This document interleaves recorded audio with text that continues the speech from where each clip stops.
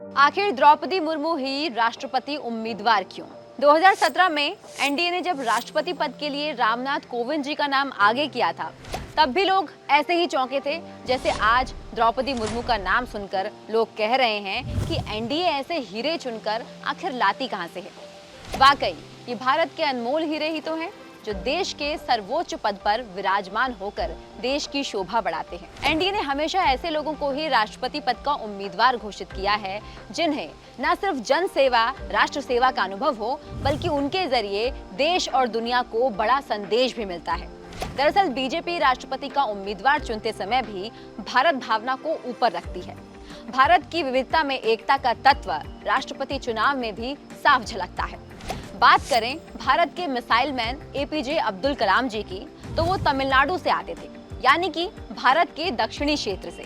रामनाथ कोविंद जी उत्तर प्रदेश के निवासी हैं, वहीं द्रौपदी मुर्मू उड़ीसा की रहने वाली हैं, यानी पूर्वी भारत की रहने वाली है द्रौपदी मुर्मू जी। मतलब देश की विविध संस्कृतियों का मेल और सभी के साथ सामंजस्य की भावना। कलाम साहिब मुस्लिम समुदाय से आते थे, महामहिम कोविंद जी दलित हैं, वहीं द्रौपदी मुर्मू जी आदिवासी समाज से आती हैं। संदेश साफ है, सबका साथ सबका विकास। और बीजेपी एनडीए उपेक्षित वर्ग को न सिर्फ प्राथमिकता देती है, बल्कि उनके सतत विकास के लिए भी प्रतिबद्ध है। और द्रौपदी मुर्मू देश की पहली आदिवासी राष्ट्रपति होंगी, क्या ये कम गर्व की बात है? पर ऐसा भी नहीं है कि सिर्फ इन्हीं वजहों से द्रौपदी मुर्मू को राष्ट्रपति उम्मीदवार बनाया गया है या उन्हें ये पद थाली में सजाकर दिया जा रहा है। इस पद के लिए वो ही क्यों सही चुनाव है, ये उनकी उपलब्धियां बताती हैं। द्रौपदी मुर्मू उड़ीसा से आने वाली आदिवासी नेता हैं। झारखंड की 9वीं राज्यपाल रह चुकी हैं। उड़ीसा के रायरंगपुर से विधायक रह चुकी हैं द्रौपदी मुर्मू जी।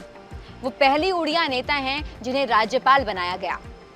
इससे पहले बीजेपी बीजेडी गठबंधन सरकार में साल 2002 से 2004 तक वे मंत्री भी रह चुकी हैं। अपने पूरे कार्यकाल में वो कभी विवादों में नहीं रही। झारखंड के जनजातीय मामलों, शिक्षा, कानून व्यवस्था, स्वास्थ्य से जुड़े मुद्दों पर वो हमेशा सजग रही। यानी राजकाल और जिम्मेदारियों का पूरा अनुभव उनके पास है। मतलब किसी के उपकार से मुर्मू जी यहाँ तक नहीं पहुंची, बल्कि अपनी प्रतिभा, अपने अनुभव के बल पर वो क्लर्क से लेकर भावी राष्ट्रपति तक के पद पर पहुंची हैं। उनकी व्यक्तिगत जिंदगी भी आम लोगों सी है। अपनी निजी जिंदगी में बहुत दर्द और संघर्ष झेले हैं द्रौपदी मुर्मू जी ने। सादगी और ईमानदारी की मिसाल ये कि 2009 तक उनके पास अपना घर तक नहीं था।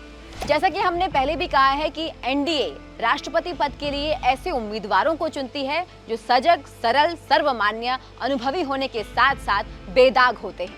अन्य की भांति इन पर रत्ती भर भी किसी विवाद की एक छींट तक नहीं होती। इसके अलावा अगर आप पीएम मोदी के कार्यकाल में बीजेपी एनडीए के कामकाज का पैटर्न देखें, तो पहले तो टैलेंट का सम्मान, दूसरा बीजेपी एनडीए ने शक्ति का सदुपयोग जन कार्यों में किया है।